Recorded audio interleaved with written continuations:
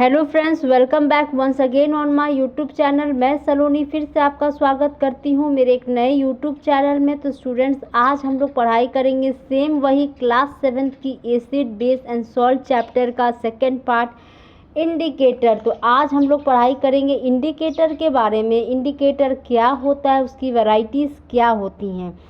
तो पढ़ाई को स्टार्ट करने से पहले प्लीज़ फटाफट मेरे चैनल को सब्सक्राइब कीजिए और ज़्यादा से ज़्यादा शेयर करने की कोशिश कीजिए। तो चलिए पढ़ाई को स्टार्ट करते हैं स्टूडेंट्स।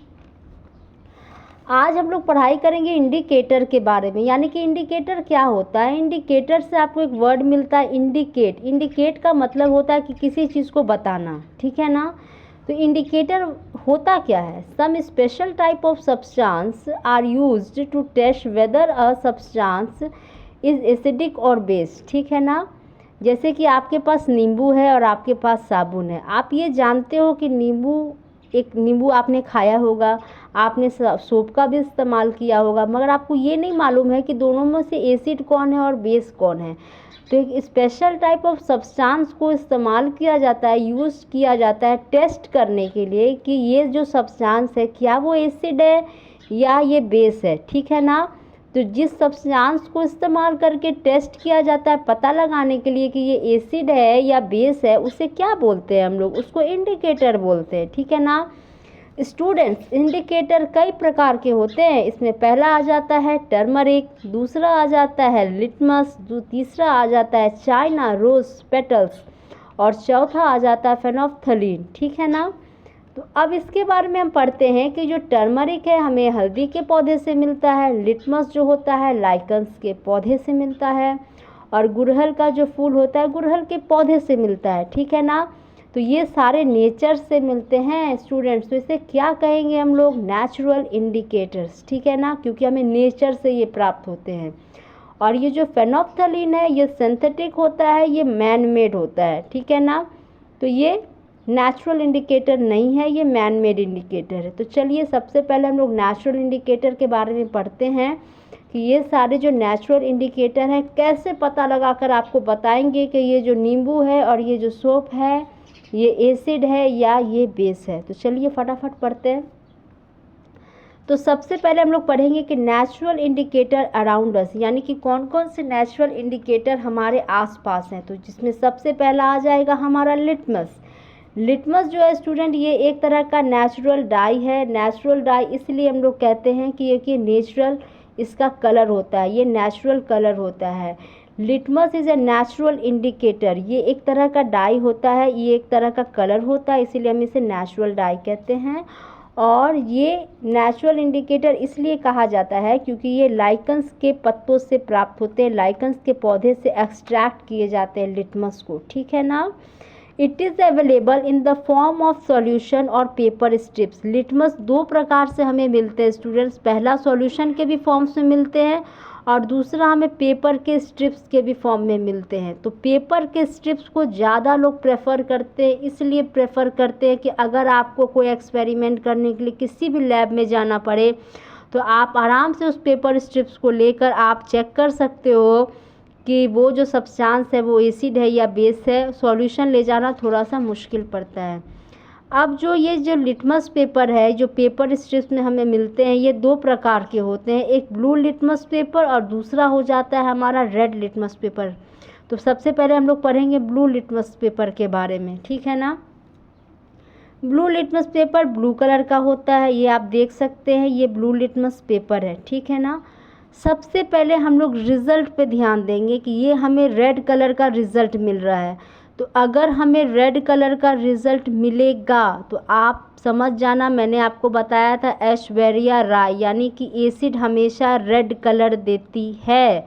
तो आप समझ जाना कि ये ब्लू कलर का जो लिटमस पेपर था उसमें एसिड के कुछ फ्यू ड्रॉप्स नींबू के रस के डाले गए होंगे, इसी वजह से ये हमें रेड कलर प्राप्त हुआ है, ठीक है ना। हो सकता है लेमन्स के कुछ ड्रॉप डाले गए हों, चाहे ऑरेंज के कुछ ड्रॉप डाले गए हो, चाहे किसी और एसिड के डाले गए होंगे। तो अगर आपको रेड कलर मिल रहा है तो आप समझ जाना कि ये ब्लू कलर का जो लिटमस पेपर था उसमें एसिड डाला गया था, इसीलिए हमें ये रेड कलर प्राप्त हुए हैं। अब दूसरा रिज़ल्ट देखते हैं ब्लू कलर। इसका क्या मतलब हुआ, ब्लू का मतलब बेस होता है, मैंने आपको बताया था ना, ब्लू का मतलब बेस होता है। BB, दोनों का BB सेम है, यानी कि बिग बॉस कह लो या बिग बी कह लो, ठीक है ना। बेस हमेशा ब्लू कलर देती है, तो इसका ये मतलब हुआ कि ये जो ब्लू कलर का लिटमस पेपर था उसमें जो ड्रॉप डाला गया था वो ड्रॉप किसी बेस का था, या कोई शैम्पू का होगा या सोप का होगा या डिटर्जेंट का होगा या किसी और बेस का होगा। वो बेस के कुछ ड्रॉप्स इसमें डाले गए थे, इसीलिए ब्लू कलर हमें प्राप्त हुए हैं, ठीक है ना।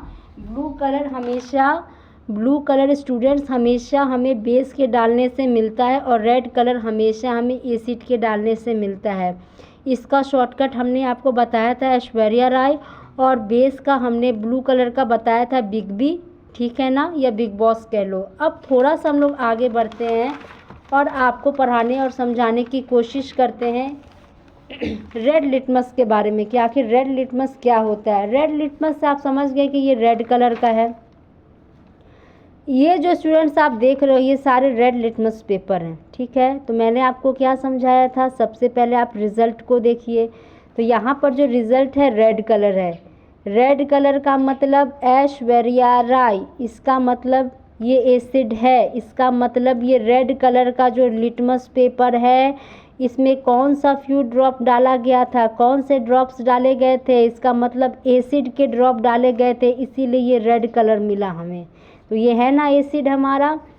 अब हम इसका रिज़ल्ट देखेंगे ब्लू कलर, इसका मतलब कि ये रेड लिटमस पेपर में कौन से ड्रॉप डाले गए थे, बेस के कुछ ड्रॉप डाले गए थे, इसीलिए हमें ब्लू कलर मिले। क्योंकि बी से मतलब बी है तो आप समझ जाओगे कि ये बेस है।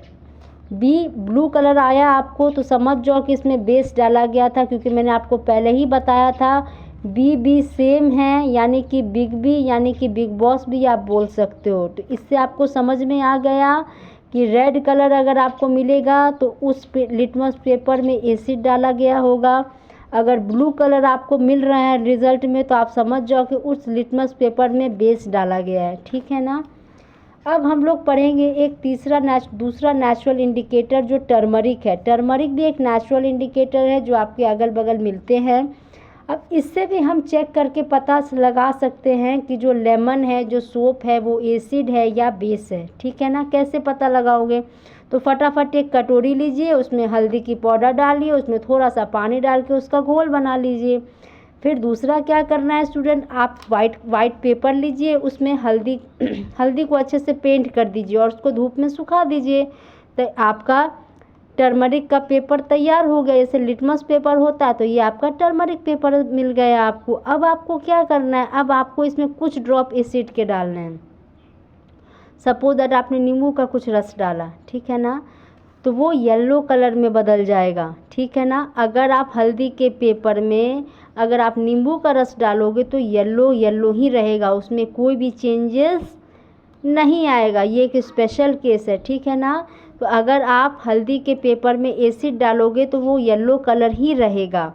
अगर आप इसमें बेस डाल देते हो, शैम्पू की कुछ बूंद डाल दोगे तो ये क्या होगा, ये रेड कलर में बदल जाएगा। यानी कि अगर आप हल्दी के पेपर में शैम्पू के कुछ ड्रॉप डाल दोगे तो रेड कलर में चेंज हो जाएगा। तो ये आप समझ गए ना कि हल्दी के पेपर में अगर आप एसिड डालोगे तो हमें येलो कलर देगा, अगर हम बेस डालेंगे तो हमें रेड कलर मिलेगा। तो इसको आप 2-4 बार याद करोगे, पढ़ोगे, रिवीजन करोगे तो आपको याद हो जाएंगे।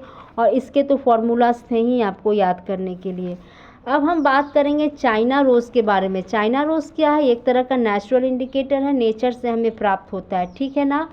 ये पिंक कलर के होते हैं, ठीक है ना। अब आपको पता लगाना है चाइना रोज़ के माध्यम से कि ये जो हमारा नींबू है क्या वो एसिड है, ये जो हमारा शैम्पू या सोप है ये बेस है। तो कैसे पता लगाओगे, आप नींबू के रस को या शैम्पू को इस फूल के ऊपर डाल के थोड़ी ना पता लगा सकते हो, आप इसका सॉल्यूशन तैयार करोगे। तो ये सॉल्यूशन से हम चेक करेंगे। जैसे कि आपका लिटमस एक पेपर में था, टर्मरिक आपने पेपर में चेक किया, तो चाइना रोज़ आप सॉल्यूशन में चेक करोगे, ठीक है ना। तो ये हमारा सॉल्यूशन है चाइना रोज़ का, ये इंडिकेटर है जो कि पिंक कलर का होता है। तो इस इंडिकेटर में अगर आप लेमन जूस डाल दोगे, नींबू के रस डाल दोगे तो ये ऑरेंज में बदल जाएगा। अगर इसमें आप शैम्पू के कुछ ड्रॉप डाल दोगे तो ये ग्रीन कलर में कन्वर्ट हो जाएगा। समझ में आया?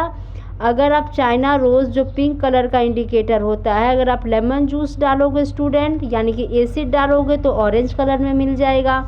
अगर इसमें आप बेस डालोगे, शैम्पू के कुछ ड्रॉप डालोगे तो ग्रीन कलर हमें देगा। ठीक है, इसे आप फटाफट याद कीजिए। 2-4 बार आप सुनिए इस वीडियो को बैक जाके, तो आपको सुनते सुनते भी आराम से याद हो जाएगा। अब हम लोग बात करेंगे फेनोल्फथलीन के बारे में, जो कि सिंथेटिक और मैन मेड इंडिकेटर होते हैं और ये जनरली कलरलेस होते हैं, बदरंग होते हैं, इनका कोई कलर ही नहीं रहता है। ठीक है, अब पढ़ते हैं स्टूडेंट कि अगर आप इस कलरलेस में, ये कलरलेस होता है, फेनोल्फथलीन का कोई कलर नहीं होता है। अगर आप इसमें एसिड डालोगे तो भी ये कलरलेस रहेगा, इसका कोई भी कलर नहीं रहेगा। ठीक है, अगर आप फेनोल्फथलीन में बेस डाल देते हो तो ये पिंक कलर का हो जाएगा। ये कौन से कलर का हो जाएगा?